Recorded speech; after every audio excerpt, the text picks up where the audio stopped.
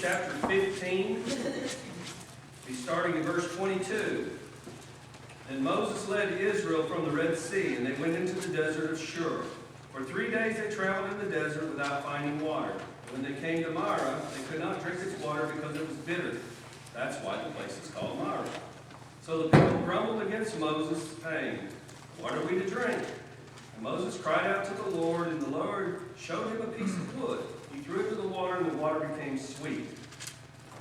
There the Lord made a decree and a law for them, and there he tested them. He said, "If you listen carefully to the voice of the Lord your God, and do what is right in his eyes, if you pay attention to his commands and keep all his decrees, I will not bring on you any of the diseases I brought upon the Egyptians, for I am the Lord who heals you." Then they came to Elim, where there were 12 springs and 70 palm trees, and they camped there near the water.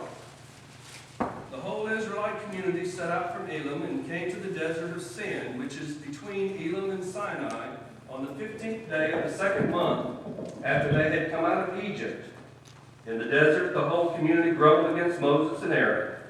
The Israelites said to them, "If we'd only died by the Lord's hand in Egypt. There we sat around pots of meat and ate all the food we wanted. But you brought us out into this desert to starve this entire assembly to death." And the Lord said to Moses, "I will rain down bread from heaven for you, and the people are to go out each day and gather enough for that day. In this way I'll test them and see whether they will follow my instructions. On the 6th day they're to prepare what they bring in. That is to be twice as much as they gather on the other days." Chapter 17, verse 8. The Amalekites came and attacked the Israelites at Rephidim. And Moses said to Joshua, "Choose some of our men and go out and fight the Amalekites. Tomorrow I'll stand on the top of the hill with the staff of God in my hand." And so Joshua fought the Amalekites as Moses had ordered, and Moses, Aaron, and Hur went to the top, the hill. And as long as Moses held up his hands, the Israelites were winning. But whenever he lowered his hands, the Amalekites were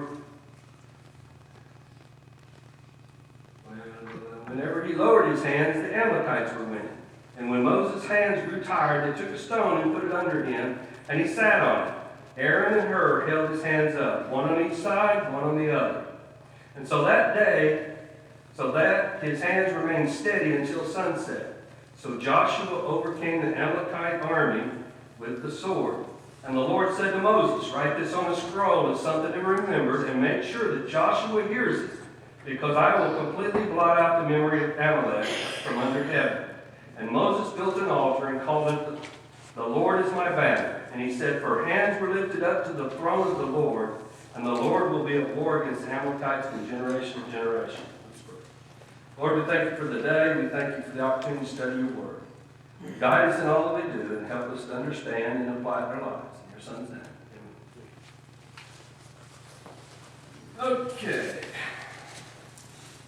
Didn't figure it out by now, we're still in the book of Exodus.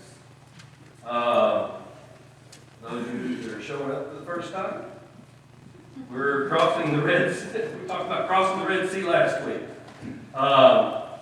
As we did that, one of the things I forgot to mention and wanted to bring back up, earlier on we talked about the fact from the timeline, I used Israel's timeline in the Bible as far as dating goes, and I used Egyptians dating for theirs, and then I put the two together to see whatever. And that's basically the way some folks have come up with who was Pharaoh, and we discussed the fact that based on this, Thutmose III was the Pharaoh that was in power. He was the stepbrother of Moses. He married his stepsister, who was Moses' stepmother. Real complicated. Like some counties in Tennessee. Or Alabama. More Alabama, I guess. So all this connection here, and as we're going on and we're looking at it, Thutmose III was the one that was in power. From 1479 to 1465, he was co-regent with his, let me back up. Yes, with Hatshepsut, which was basically Moses, the woman, the princess that took Moses in the basket, in theory. Okay, if all this matches up, this is what was supposed, or basing some of this information. Anyways, she was a weak leader. When they were together, she did not believe in war. She was very passive and tried to get things to where they merged with people and had good relations and that kind of thing. On the other hand, Thutmose, after she was displaced, removed from power, and he took power as the heir, and he was had full power because he'd grown up, which was in about 1465 to 1425, according to the Egyptian time frame. That's when he ruled for 40 years by himself. He was a very strong military leader. He was a chariot rider. He was all these different things in history. He was considered one of the greatest pharaohs of all time. And they have, as Billy has mentioned before, how he had won many wars and battles and everything that would come about after Israel left in his later years. Okay? As a matter of fact, he would, from 1465 to 1425, of which early in that period is when Israel left Egypt. His oldest son, his name was Ammonite, from his primary wife, which was heir to the throne, just so happens in Egyptian history to have died previous to his own death, mysteriously. No explanation. His second son, from a secondary wife, which is like a concubine, is the one who would actually become heir to him 40 years, or 30 or 40 years down the road after he dies. His name was Anahotep. I can't speak Egyptian. The second. All right? During his period, well, we'll concentrate on that. What happened to Pharaoh in the Bible? This is Egypt, what I just told you. What happened in the Bible to Pharaoh's oldest son? He died. All right. Mysteriously, in the night. So we have Pharaoh, Thutmose III, who, according to Egyptian time frame, is at the same time frame as Bible's time frame for the Israelites to leave. His son mysteriously dies, and of course there's no explanation. We pointed out the fact that when they build these great monuments, and they build these pyramids and all these monuments and put all their things on it, they never put on there their failures. So there's nothing in Egyptian history really to record the loss. Now, they'll go on and they'll talk about how great he was and how many wars and battles he won after it, because the fact of the matter is, he went on up. Turn this thing on. Can't see the right button. Oh, I push the right one?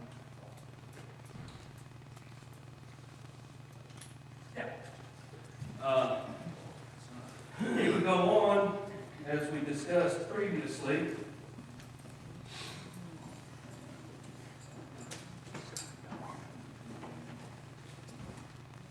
From Gaza, you know where Gaza is, right?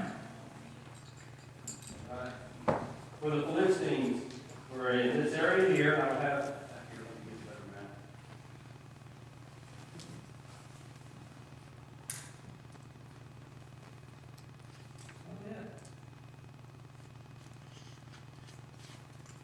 All right. We look at it from here. Gaza is right in here. Medigo, this is a form map of it. But if you remember my map that I always showed for 20 years up here, as you go up the coastline, down the lower coast right here is Gaza, and as it goes up, and just to the east of Mount Carmel, there's a pass called Megiddo. And that pass is the way that the road would go on from there on over to Syria, to Damascus. It would go over right through there. He took control and power over that entire area. Basically, when you remember studying Joshua, Joshua came in from the Jordan side, went up on top of the mountains, and basically took all the mountaintops, the highlands. But when it crosses over to the west, to the Mediterranean coast, he didn't really take much of that territory. That's where the Philistines continued on and bothered David until he was king, and he finally wiped them out, if you'll recall. Well, that coastline is where Gaza goes up to Megiddo, or Mount, just south of Mount Carmel, crosses over, and then the road goes over and crosses to the south, actually to the northern edge of the Sea of Galilee. It goes right around it at the place we talked when we studied about Jesus, about the tax collector that Matthew, that's where his position was, and then went on to Syria. So that was a major road. If you remember in the study of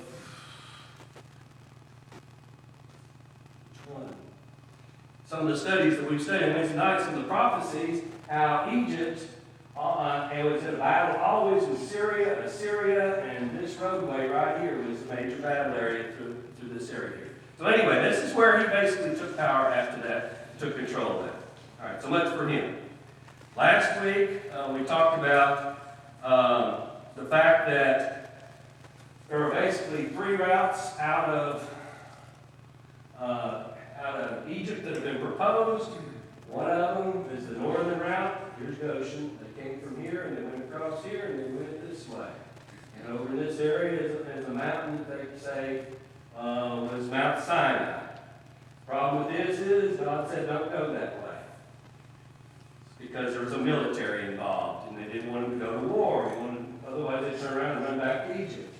God said don't go that way. Also, the only thing between them and that is swampland. There's no real place to cross. So that's why historians say, well, it was a sea of reeds. They went through a swamp and this and that. We know the water, by the Bible's history, and that's what I keep going back to, regardless of what people are trying to come up with. The Bible says that the waters parted, they went between it, and there was walls of water on each side. And it was enough to drown an entire army, 600 chariots plus. That's not a swamp. Anyway, because God said don't go there, I rule it out. Now, first of all, I don't have an answer. Nobody does. I rephrase that. I've said that time and time again. I'll say it again. Second choice is that they went through a place called Bitter Lake, which is in this area here. Maybe on this second. Yeah. They came out of Goshen here, and they went through this place called Bitter Lake. And then from there, they went on what's called the southern route, and they went down here, and then down here in the Sinai Peninsula, by the way, this is south. Got this turning sideways. People are saying, wait a minute, that's not up. So anyway, they would go down here, and this is where Sinai was there. And either that way, or they came across through this shallow area here, which is basically a resort area right now. We showed some pictures of it. They crossed through here, and then came down here to Mount Sinai. There's a couple of issues I have with that, and first of all, this is the traditional route. You know why it's called the traditional route? Tradition. It was never even considered until a pilgrimage by the Catholic Church in the 4th century did a pilgrimage, came down in here, and they built St. Catherine's on top of this mountain and said, this is Mount Sinai. Ever since then, everybody just calls it traditional, and it's named that, so it's got to be it, right? Problems that run into this, as I pointed out last week, is this area to the west, which is down in this map, was all considered Egypt. It's Egypt proper, right into here. But this area was controlled by Egypt. Right in this area right here is an Egyptian temple to the calf god. There's also major mining operations for copper and turquoise in this area. And a military outpost. The children of Israel were going out of Israel. If you're going out of Israel, you don't stay in Israel. Furthermore, if you're running from the king, do you go right where he has an army? Not when God said, don't go this way because I don't want you to get in the war. So for those who know that, plus they have found absolutely zero. By the way, this temple is right here next to the Mount Sinai.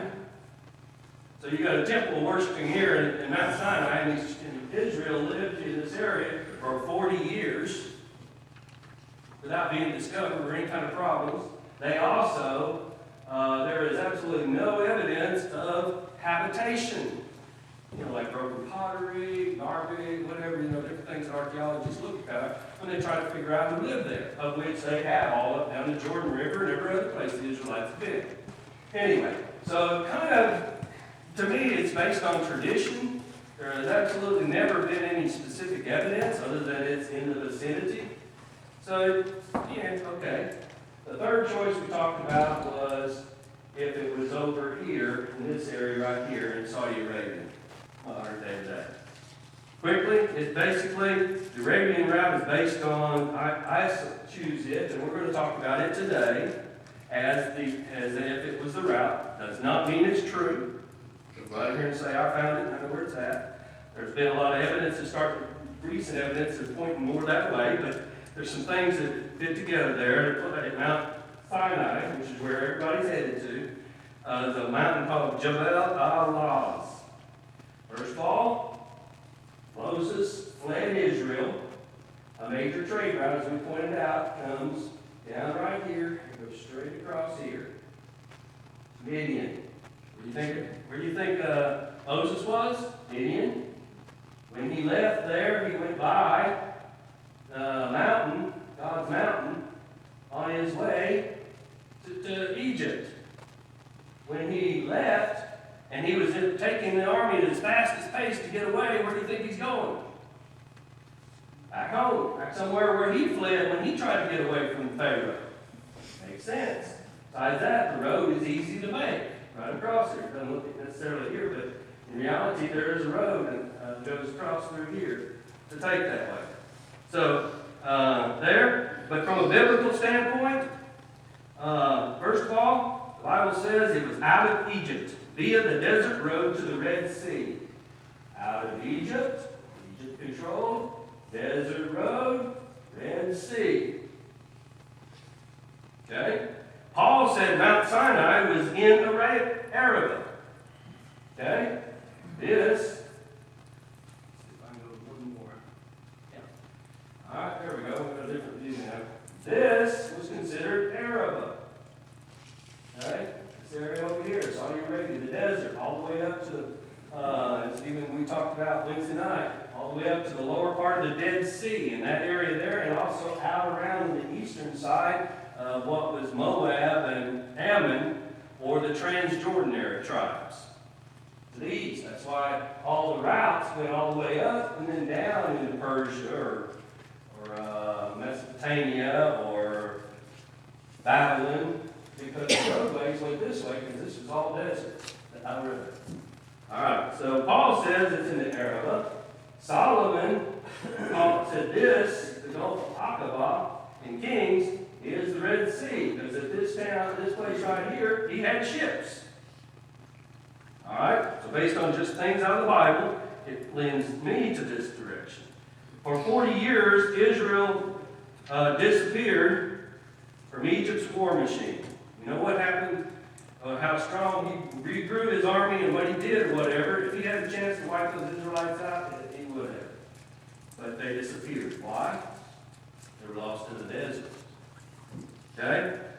And this area over here is a space big enough for 2 million people. They have found different signs, different things that say it might have been. Doesn't mean it was them, but there is things there. So anyway, for that reason, that's kind of where we're looking at. All right, so last week we took a look at Exodus crossing in the Red Sea. Basically, using this premise, which is one I'm going to discuss, and just I'm going to go through in a biblical account, whatever. They came and they left here. They came to a place called Sukkot, which is basically that everybody gathered out of the ocean to a place called Sukkot, that they came from their home. And from there, the Bible says that they went from there and they took the desert road out of Egypt to Etham.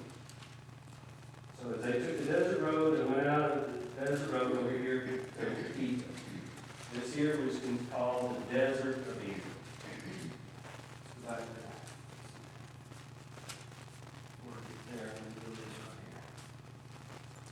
Here's a route of it. Of course, Goshen's here, not over here. They came down through here, through this road. Here's Ethan. Right here it's called the desert of Ethan, wilderness of Ethan. All this area right here. And then move from there. All right.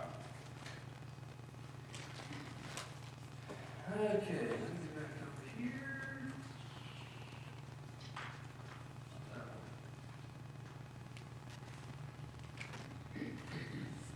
So, based on this, if we've gone there, they would take the desert road across here to Ethan.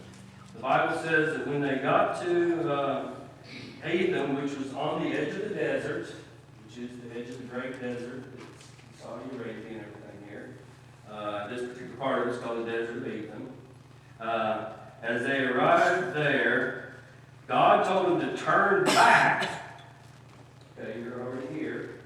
Keep in mind, it's on the road to Midian right here. Right through here. He says, turn back and camp near Pi Hahiroth, which means Mount of the Gorges. All right?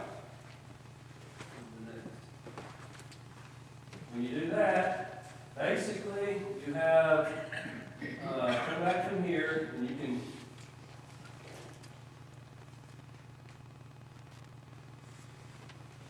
right here is all flattening out. This is a desert area all right here. What happens is the road continues on over here and down through there. But if they turn back, then the Bible says that they turn back and went to a place that's called, Mount of the Gorges. In this place, they would have come to the Red Sea. They would have had the wilderness and the mountains at their back and the sea at their front. They would have been in a trapped position. And in this trapped position, they would not have been able to go anywhere, and Pharaoh would have been behind them, and they would have gone into a panic. All right, so we see that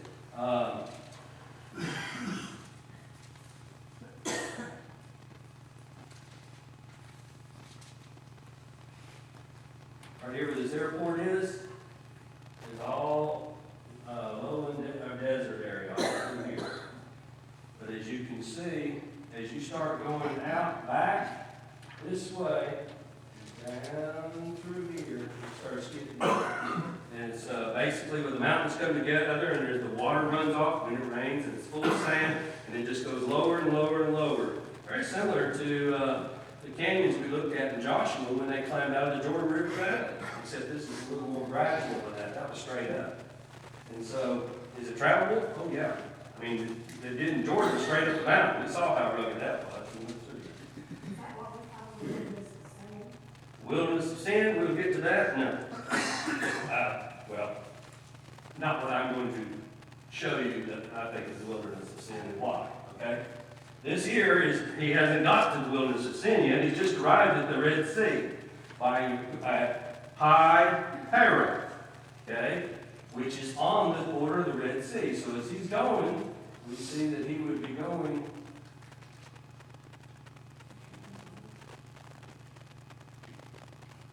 yes, there is a road, which is interesting because you're going to go somewhere today, or when you build a road, where do you put it? That's the only way you can do it. You're going to spend a lot of money cutting holes through mountains. So here you go. You can see the valleys that they would basically go down through. And then suddenly there's this giant beach.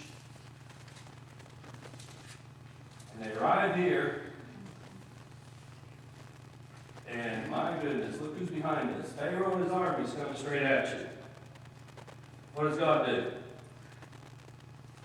He moves behind them. He blocks it off so that Pharaoh's army can't see where to go.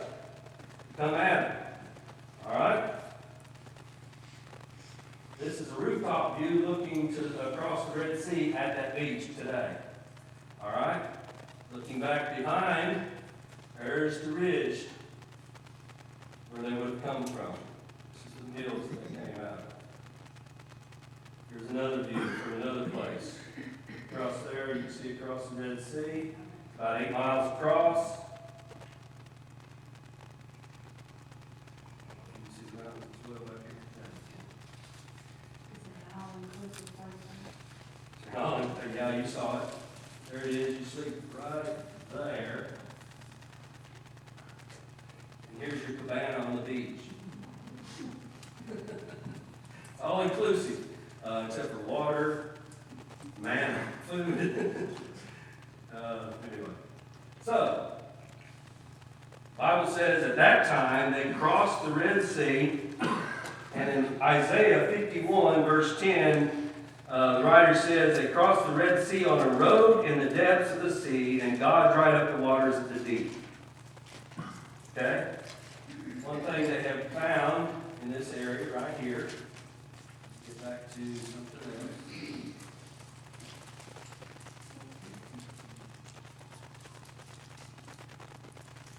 Is this has some deep caverns through the middle when ships come in and out. It's shallow on the edges, but it's deep. And it's very deep here.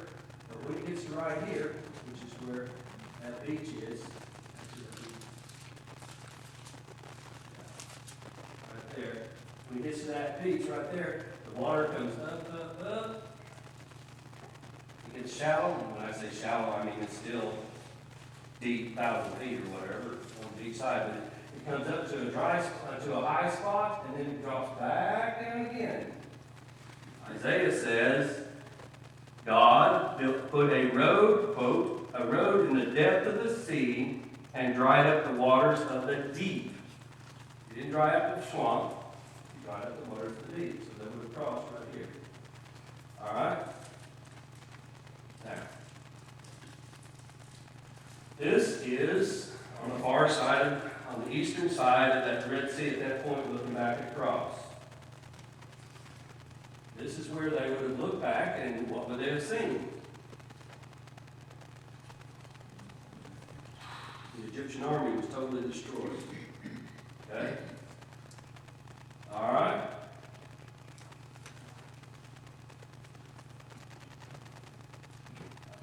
See, there's the mountains and stuff onto the east from there. There's another view of it.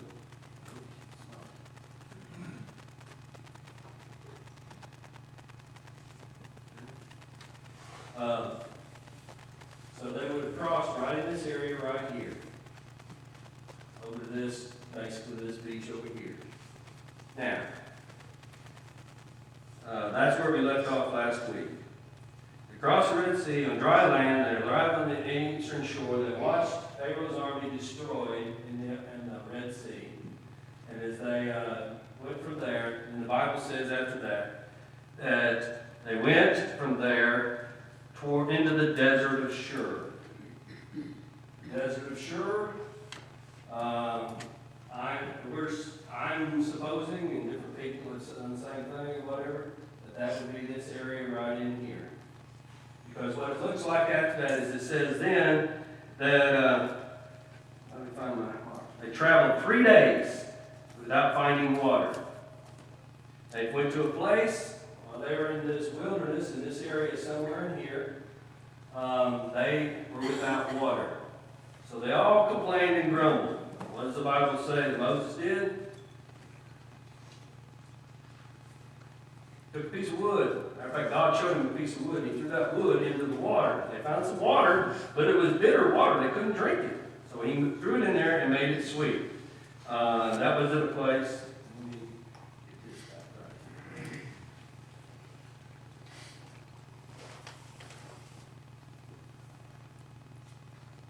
Oh, by the way, when they're on this far side, right up in here is a place that says that they were east of or opposite Baal Zephon, which basically means the goddess Baal, Canaanite god of storms. And there is, in fact, a temple with calf and emblems and everything like from the Canaanite god up in this area right here. There's a whole ruins of one right in this area here. So they crossed the sea and the road of the depth of the sea in Yam Suf, which is King Solomon's called the Gulf of Aqaba. Desert of Shur. I mentioned desert of Etham and where that was, if you'll recall, which is up at the northern tip and down around the eastern side of that Gulf of Aqua. Everybody remember? Okay. It's called that in Numbers. Keep in mind there's another list of numbers of these places. The other place is called the Desert of Shur in Exodus in verse 22 of chapter 15. All right, so when they came out of this, they were back at that same desert, which was near the town that they had turned back from, which would make sense if up here was in fact, this is where they turned and went back, this all is considered the desert of Shur, the desert of Etham, and this is Etham where they turned back, and that would make sense. And now they're down here where they crossed over. Okay? All right. Now, it goes on to tell us that they would do this. In addition to this, after this, they made the water sweet. They drank it. They went on to a place called Elim, and they camped there. At Elim, they found 12 springs and 70 palms. This area right here came on this beach. Now, in Numbers, after this, tells us that the next place they went was a camp on the Red Sea. So they didn't get too far from the Red Sea, because Numbers tells us they went to a camp there. All right, so if that's the case, and you're here, and you're going to a camp, the nearest place, camp, in the correct direction is right in here. The nearest place in the sea. All this is too high to get up to. So what could have transpired is they came out of this, on this side of the shore, from the southern end of the desert of Etham. They came up, came this way or this way, either one of them, they all come back down to the Red Sea, and camped there. Okay? That's only mentioned in Numbers, that's not mentioned in Exodus. The very next thing that takes place is then they travel from, that's where, all right, they've already found the springs, they travel from Elim to camp at the Red Sea. Then it says, then they go to the desert of Sin. Okay? That was the question there before. All right. You're down here. And you go up. And you come to a place right here. This area. Which to me, on their way there, desert of Sin, would be in this particular area here. That's not the desert of Sinai, that's a different place. It's the desert of Sin. All right? This here is basically an extent area. All of this, remember, this is Median right here. The Midianites are. The road goes from here, right up through here, right through here. They appear to have come down here, this. Now they're going up into this area here, which this would be the desert of Sin. While they're in the desert of Sin, we find that a couple things take place. What's the first thing that he talks about that takes place? Everybody grumbled, didn't they? It said better to die. Why was it better to die? It says better to die by the Lord's hand in Egypt. What is he talking about? Passover. It's been better for them to not even done the Passover and just die. That's what they're saying. Because now they're out in this desert right here. And there's nothing to eat, nothing to drink. There's just 2 million people out here with nothing. And they're saying now all we're going to do is starve to death. Die of thirst. We'd been better off to get it over quick and easy. It's kind of the way the writer indicates here. And it kind of makes sense, you know, so they're grumbling. So they grumble against Moses and say it's better to die. Out here we're going to starve. And it's at this place right here that God provides what he's going to provide for the next 40 years. What is that? Manna, bread from heaven. It would fall and it won't be on the morning dew. And at night they would have quail. So this would be provided, and it says for 6 days. The seventh day they would rest. It's the first time since way back that they've ever even discussed anything resembling the Sabbath. We're going to find out in 2 weeks when we look at the Ten Commandments that God's going to institute the Sabbath. But now he's beginning to start talking about it, whatever. And one thing I want us to think about here, and one of the reasons it makes sense on a lot of this is this. I'll put that like this. Here's Midian. Moses lived in Midian. Moses was, because of lack of water, whatever, he took his sheep up into the highlands or whatever. Highlands. Where he ran into the mountain of God. Here's the road right here. Main road goes right through here. Egypt. There's a road there today. That's why a lot of this adds up, and people have looked and found different things that indicate it may have been. Nothing says it was. They didn't find a sign that God wrote, said, oh, by the way, this is my mountain. Not there. So he goes on to there and whatever, and so this would be the desert and everything is very familiar to Moses, all this area right here. So here they are in the desert of sin. He does this, he gives them bread from heaven, quail at twilight, manna in the morning. What does the word manna mean? What is it? It's like, manna? That's basically what they did. That's the Hebrew term for manna. I said, yeah, I'll call it that. So that's what they did. And so that takes place. After that, the Bible says they set off, and I'm running way out of time. They run head for a place called, can't spell it.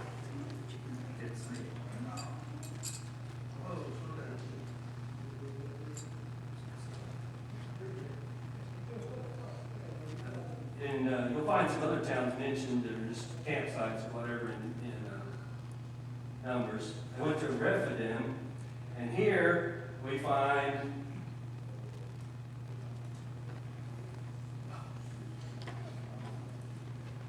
here we go. Here's Rephidim. This is the place that is on the west side of what is considered Mount Sinai. This is Jebel Al-Laz. Here we find this rock that's split in half. It's about 19 inches in separation there. God, they come there and they're complaining. They don't have any water. This is the Rephidim. And while they're there, God provides water from a rock. All these rocks down here are smooth as if something, water had ran over it for hundreds and thousands of years or something in comparison to other places. God provided a well full of water here. They could play in that. I don't know. After that, in that same place, this is where it is. It's this place right here. In this area right here, we find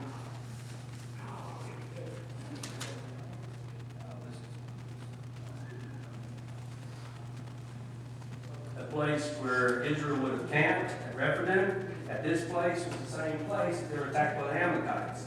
Now, does anybody remember who the Amalekites are? They are descendants of Edom, Esau, like Esau's grandson. They also happen to be people. This is the area right here. That rock is right in this area here. Here is Mount Jebel Al-Laz, theoretically, maybe Mount Sinai. In this same area here, you will find where this battle took place. The Amalekites came. The Amalekites were basically nomads that ran all up and down the northern edge of the Gulf of Aqaba, which is the Red Sea, from there up to the Dead Sea, all in that area there. And it looks like they came down as raiders, and that's what they were known for, being raiders, to attack and take spoils of war. And matter of fact, it's written, I think, in the Numbers, it talks about them coming in and picking off the women and children and the lighters behind us and those kind of things. And so we find that this battle took place and they were defeated in this thing. After this takes place, then we find Moses builds an altar and says, the Lord is my banner. This is the first time we know of Joshua.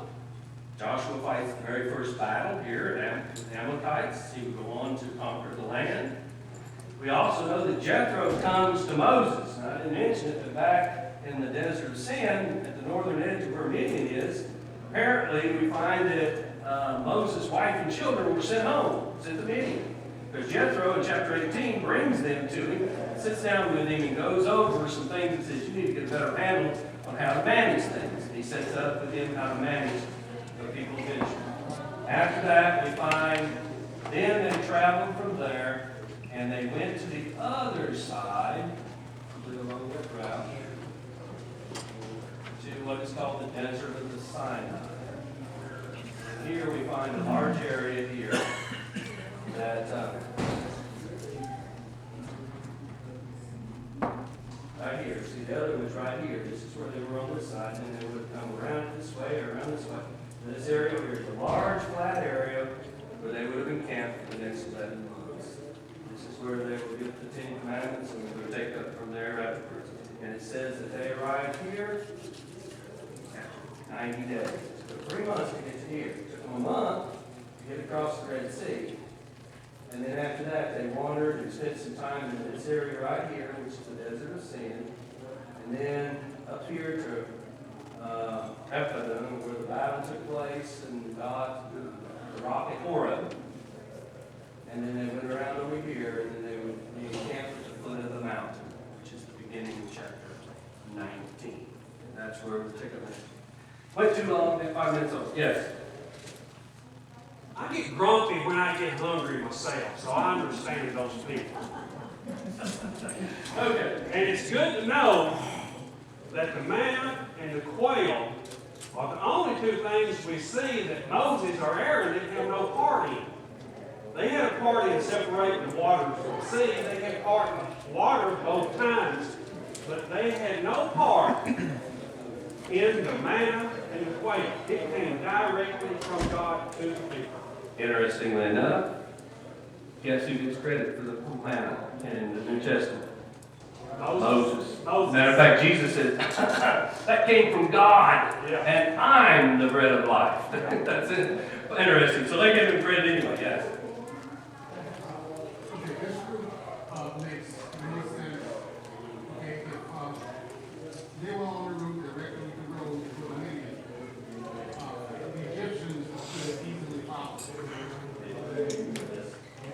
God, this is not going to send them in a way, that way to exterminate the Midian. As a matter of fact, the Bible says that was his purpose. Yes. So he sent them down here to do two things: teach the Israelites a lesson, and to teach the Egyptians a lesson. What's he been doing for the last 4 or 5 chapters? Teaching both of them who is God, who is Yahweh. Now, emphasize that over and over, please. Who is Yahweh? So that's exactly right. They could have easily just come on down here, but instead they did this. Then the next thing we know is they're going to spend 40 years out here.